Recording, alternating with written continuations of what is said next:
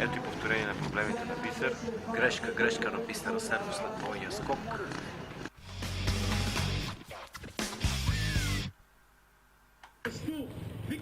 Продължаваме с серия номер 4 от днешното състезание.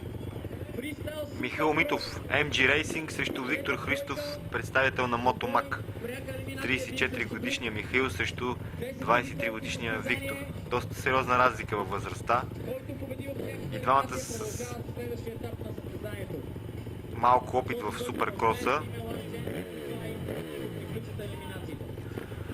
Михаил има по-добрата позиция на старта, явно е спечелил жребия.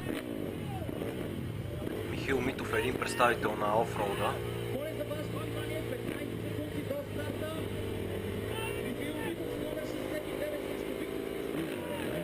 И старт.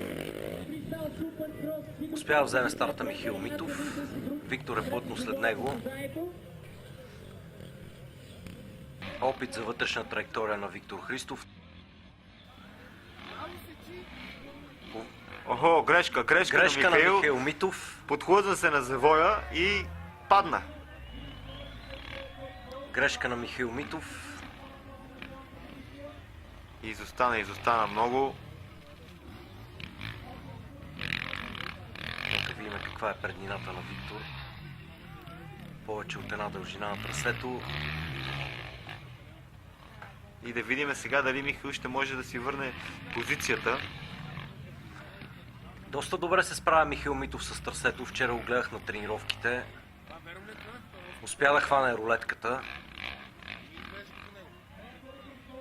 Да, неговата специалност е ендуро състезанията. Тук суперкрос е доста по-различен, но той се адаптира изключително бързо. Даже по-бързо от някои мотокросисти. Видим сега как ще се развие тази серия обаче. Виктор Христов също е млад състезател. Той отскоро кара мотокрос. Много малко опит има. Основният му спорт е джудо. Може би това ще му помогне с физическата подготовка да издържи цялата серия на високо темпо. Прави ми впечатление, че Михаил Митов не скача двойния скок и въпреки това успява да държи дистанцията между него и Виктор Христов. Не успява Виктор да се откъсне. Да, явно доста бързо минава завоите и рулетката и съвкупността от всички тези елементи му пести доста време.